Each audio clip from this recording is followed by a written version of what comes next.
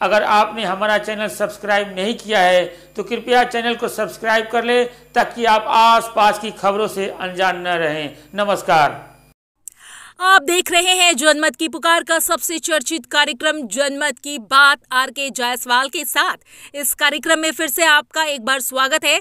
आज के हमारे खास मेहमान हैं दिल्ली प्रदेश भाजपा के कार्यकारिणी सदस्य जोगिंदर खट्टर। हमारे मुख्य संपादक आर.के. जायसवाल ने उनसे कई मुद्दों पर बात की है, तो देखिए जोगिंदर खट्टर का पूरा इंटरव्यू। देख रहे हैं जनमत की पुकार न्यूज और मैं आर.के. जायसवाल। मैं अभी मौजूद हूँ रानी बाग मार्केट में और हमारे साथ मौजूद हैं दिल्ली प्रदेश कार्यकारिणी सदस्य जोगिंदर खट्टर जी। जोगिंदर खट्टर जी, जनमत की पुकार में आपका स्वागत है। बहुत बहुत धन्यवाद आपका जायसवाल जी। खट्टर साहब, जिस तरीके से पिछले दिनों प्रधानमंत्री पंजाब दौरे पर गए थे और सुरक्षा में चूक हो गई, किस तरीके से देखते हैं आप इसे? जायसवाल जी, क्लियर कट चूक नहीं, साजिश बोलूँगा मैं। वो चूक नहीं है, वो साजिश है कांग्रेस की। जिस प्रकार से एक देश के प्रधानमंत्री होकर के और 15 से 20 मिनट तक फ्लाईओवर में खड़े होना पड़ जाए, आप सोचो। ये तो हमारे प्रधानमंत्री जी की महानता है कि उस समय वहाँ पर गोली न चलाने का निर्देश दिया। नहीं तो एसपी जी तो अगर यदि आप उसको रिवर्स देखें, जब राजीव गांधी जब राजघाट जब उस समय गए थे वहाँ पर इंदिरा गांधी जी की समाधि पर, और उस समय जब एसपी जी ने देखा कि एक झाड़ियों में कोई हरकत हो रही है तो उन्होंने निसंकोच गोली चला करके जो मेंटली जो एक डिस्टर्ब व्यक्ति था उसकी हत्या कर दी थी। तो ये हमारे प्रधानमंत्री जी की सूझबूझ है, दूरदर्शिता है।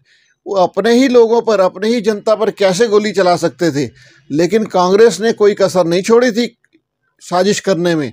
उनकी साजिश तो कुछ और ही थी कि लोग घेर देंगे, लोग घेरेंगे और कुछ हरकत गलत करेंगे। 15 से 20 मिनट बहुत बड़ी बात होती है, और इतना बड़ा हमारा देश, विश्व का सबसे बड़ा लोकतांत्रिक देश होकर के, और मोदी जी जो मैं समझता हूँ आज विश्व में सबसे अधिक लोकप्रिय नेता हैं, उनके साथ ये साजिश की गई। अपने ही घर में, हमारे ही देश में ये साजिश की गई, ये कतई बर्दाश्त नहीं।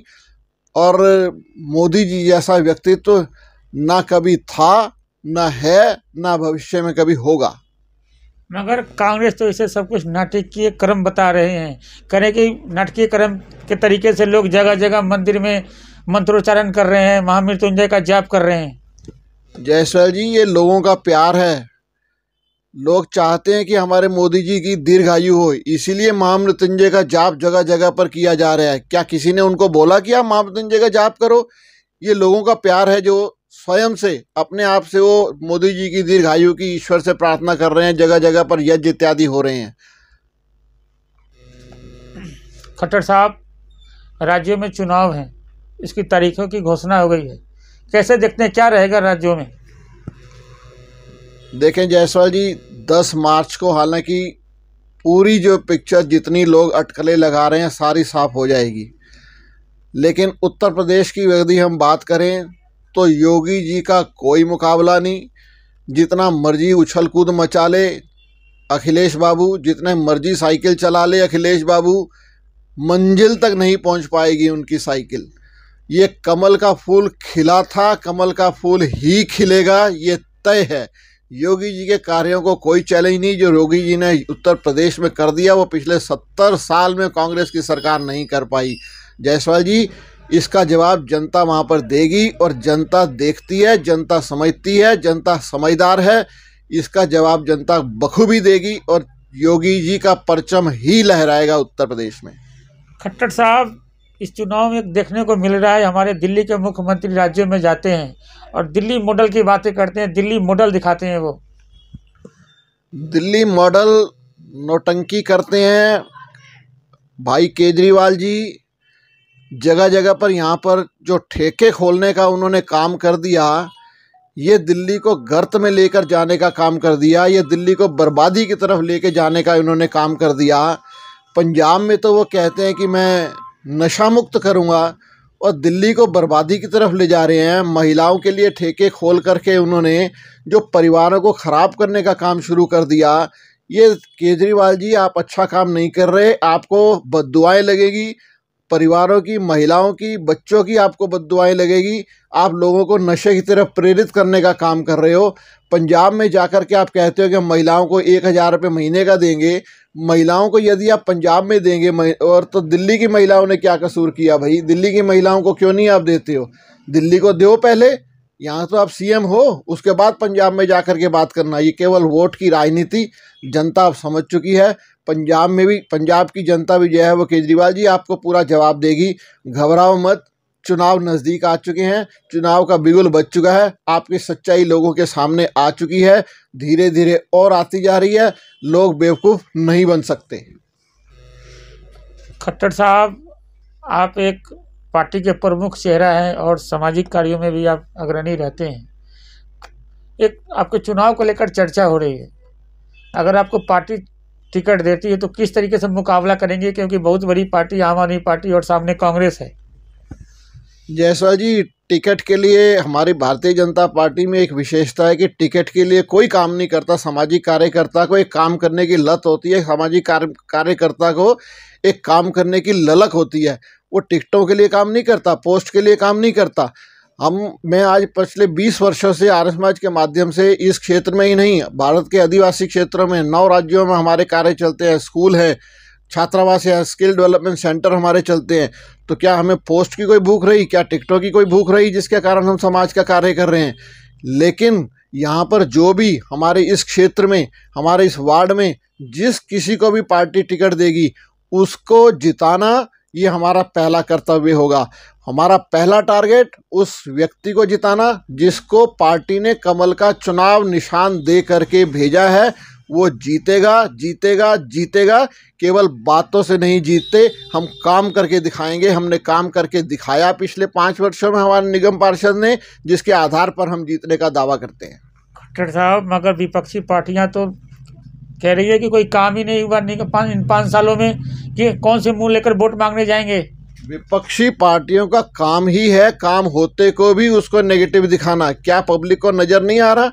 जो वाटर लॉगिंग हुई थी वो किसके कारण से वाटर लॉगिंग हुई थी? क्या उसमें एमसीडी का दोष था? सीधा सीधा सीधा सीधा पीडब्ल्यूडी जो सड़कें हैं और जो सीवर का काम है उनके सफाई ना होने के कारण जो वाटर लॉगिंग हुई थी। अभी आप सर्दियों में देख लीजिए, अभी जो पीछे 3 दिन की बरसात थी, दिल्ली की क्या हालत थी। इसमें आम आदमी पार्टी को अपने अंदर, अपने गिरेबान में झांकना चाहिए कि हम लोग क्या कर रहे हैं। जो गलियों की सफाइयां हैं, जो नालियों की सफाइयां हैं, हमारे इस क्षेत्र में बरसात के दिनों में भी साफ थी, लेकिन क्योंकि मेन सीवर लाइन साफ नहीं थी, जिसके कारण से जो हमारी छोटी लाइनों का जो पानी था वो मेन सीवर लाइन में नहीं जा पाया, जिसके कारण से यहाँ पर पानी जो जल भरा हुआ था। यदि यहाँ पर ऐसा था, दिल्ली जो बड़ी सड़कें, कनॉट प्लेस इत्यादि, उनमें क्या था? उनमें भी तो यही था कि जल भराव क्यों हुआ। अभी थोड़े दिन, 2 दिन की बरसात में दिल्ली की और बुरी हालत हो गई, सड़कों पे पानी भर गया। वो क्या था? तो ये आम आदमी पार्टी नौटंकी करना छोड़ दे। हमें पता है, हमारे लोगों ने काम किए, एमसीडी में लोगों ने काम किया है, और आम आदमी पार्टी ने, दिल्ली सरकार ने जानबूझ करके एमसीडी को फंड्स नहीं दिए ताकि उनकी बदनामी हो सके। लेकिन ये सारी चीज़ें, सारी बातें जनता जानती है। फंड्स के अभाव होने के बावजूद एमसीडी ने बहुत सारा काम किया है, तो इसलिए हमें कोई डर नहीं किसी किस्म का। हम कॉन्फिडेंट हैं कि हम वापस फिर से दिल्ली में एमसीडी का परचम भारतीय जनता पार्टी ही लहराएगी। खट्टर साहब, पिछले दिनों मंत्री सत्येंद्र जैन से हमारी बातचीत हुई थी पार्किंग को लेकर, तो उन्होंने बताया था कि भाजपा के निगम पार्षद से हमें एनओसी दिलवा दो, पार्किंग तैयार कर दूंगा। उनसे ये पूछिए कि जो रानी बाग की जो उन्होंने 2-3 गलियां बनाने का काम किया था, क्या उस समय उन्होंने एमसीडी से नो ऑब्जेक्शन लिया था? क्या वो गलियां नो ऑब्जेक्शन लेकर के बनाया था? वो मालिक हैं, फंड हैं, दिल्ली सरकार है, बना दे, अपने फंड से बना दे। उन्हीं के क्षेत्र में ही तो पार्किंग है, वो अपने फंड से क्यों नहीं बना देते? क्यों एमसीडी से एनओसी लेने की नौटंकी करते हैं? तो ये जब काम व्यक्ति ने नहीं करना होता तो उसके 10 बहाने होते हैं, करना होता है तो उसको कर देता है व्यक्ति। तो ये बेकार की बात है कि एमसीडी से एनओसी ले दो। एमसीडी ने उसके लिए टेंडर 2 बार 3 बार कॉल कर चुके हैं एमसीडी। यदि कोई व्यक्ति उसमें इंटरेस्टेड होगा तो देखो, एमसीडी ने अपनी तरफ से जो एक अमाउंट तय किया है। आप ये देखिए, जिस समय शिवा मार्केट के साथ वाली जो उसकी एमसीडी की साइट है, आफ्टर ऑल वो भी बिकी है, लोगों ने लिया उसको, वो बखूबी बना रहे हैं, वहाँ पर पार्किंग बन रही है। तो इस साइट को भी एमसीडी ने टेंडर के लिए लगाया हुआ है। जब कभी भी ऐसी कोई टेंडर की स्थिति आती है, जो कोई खरीदेगा वो उसको बनाएगा। तो बाकी दिल्ली सरकार अपना चाहती है अपने फंड से बनाए। मंत्री सत्येंद्र जैन भाजपा के पार्षदों पर लगातार भ्रष्टाचार का आरोप लगाते रहते हैं।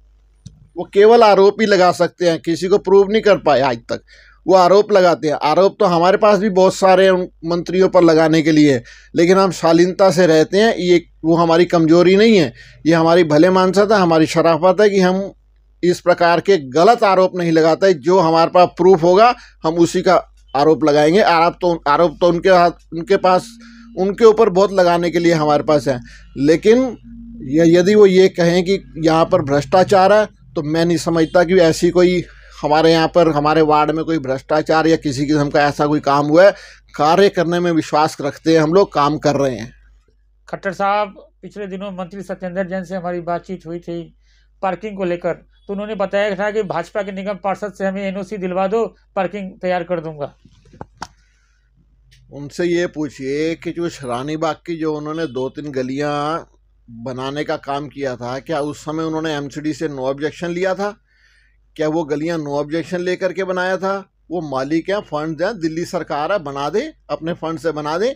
उन्हीं के क्षेत्र में ही तो पार्किंग है, वो अपने फंड से क्यों नहीं बना देते? क्यों एमसीडी से एनओसी लेने की नौटंकी करते हैं?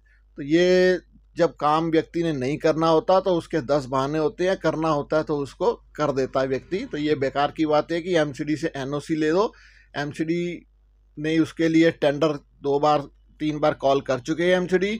यदि कोई व्यक्ति उसमें इंटरेस्टेड होगा तो देखो, एमसीडी ने अपनी तरफ से जो एक अमाउंट तय किया है, आप ये देखिए, जिस समय शिवा मार्केट के साथ वाली जो उसकी एमसीडी की साइट है, आफ्टर ऑल वो भी बिकी है, लोगों ने लिया उसको, वो बखूबी बना रहे हैं, वहाँ पर पार्किंग बन रही है। तो इस साइट को भी एमसीडी ने टेंडर के लिए लगाया हुआ है। जब कभी भी ऐसी कोई टेंडर की स्थिति आती है, जो कोई खरीदेगा वो उसको बनाएगा। तो बाकी दिल्ली सरकार अपना चाहती है अपने फंड से बनाए। तो हमारे साथ बात कर रहे थे दिल्ली प्रदेश कार्यकारिणी के सदस्य जोगिंदर खट्टर जी। मिलते हैं किसी और खबरों के साथ। नमस्कार। अगर आपने हमारा अभी तक चैनल सब्सक्राइब नहीं किया है तो कृपया चैनल सब्सक्राइब कर लें, लाइक करें, शेयर करें, कमेंट करें। तो मिलते हैं फिर किसी और खबरों के साथ। नमस्कार।